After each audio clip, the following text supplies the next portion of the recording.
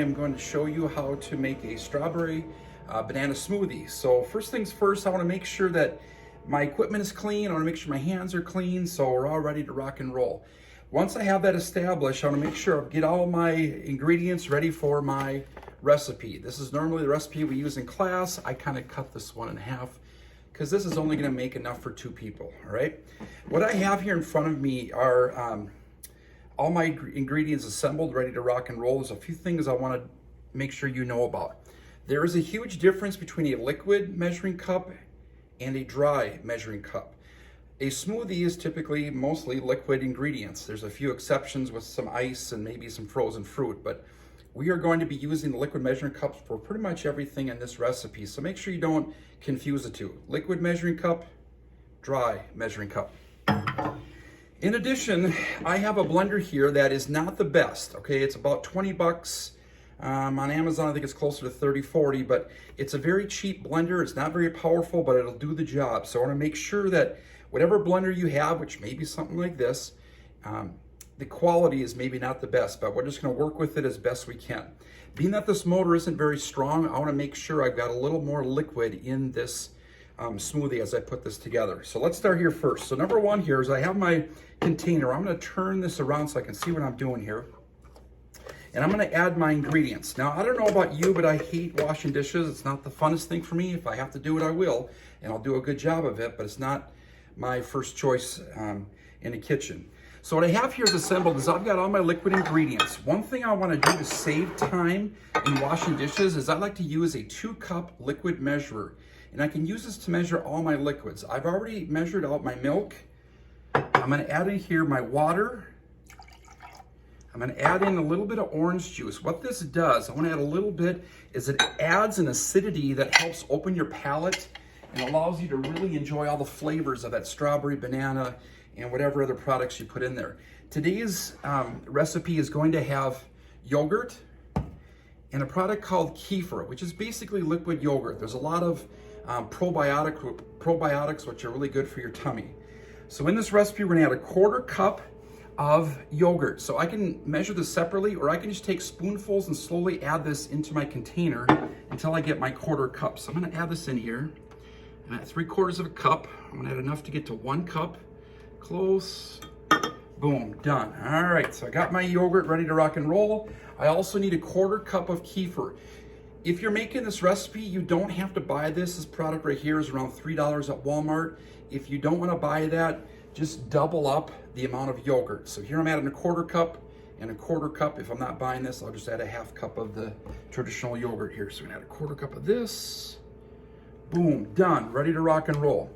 I'm also gonna add to this 1 banana. I've already kind of cut this up and peeled it, so it's ready to go. And then I'm also gonna add in about a 1/4 cup of sugar to give it some flavor. If you're health conscious, you can always add a little bit of honey, which will help give it the sweetness you're looking for. Otherwise, it's going to be bitter.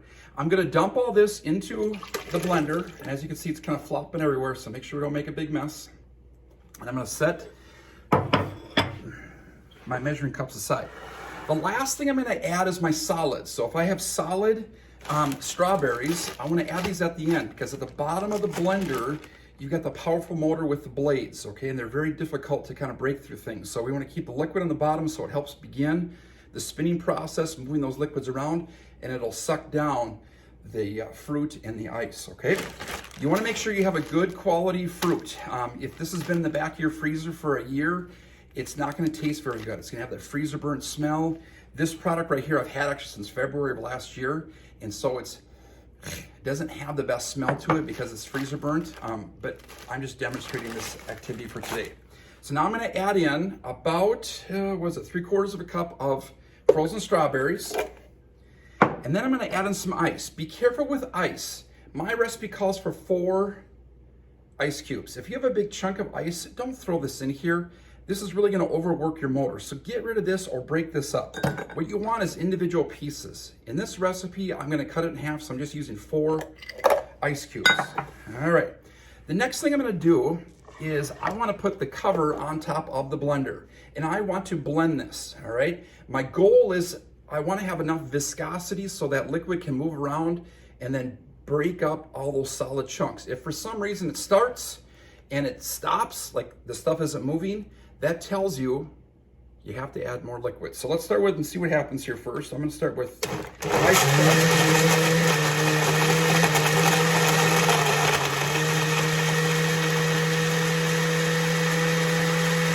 And luckily for me, I've timed it just right. All the liquids are moving things around. It looks like a little tornado inside.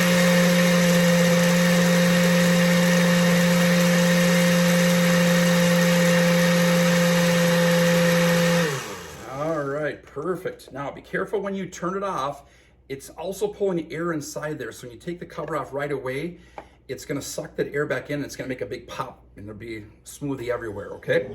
So when you're blending this, if for some reason it's not moving, don't stick a utensil down in here when it's moving. If for some reason you're running this and the stuff isn't moving in here, don't take the cover off. Make sure the first thing you do is turn the power off first, then once the power's off, you can use the utensil to kind of move that stuff around, add some more liquid, and then start it up again, okay?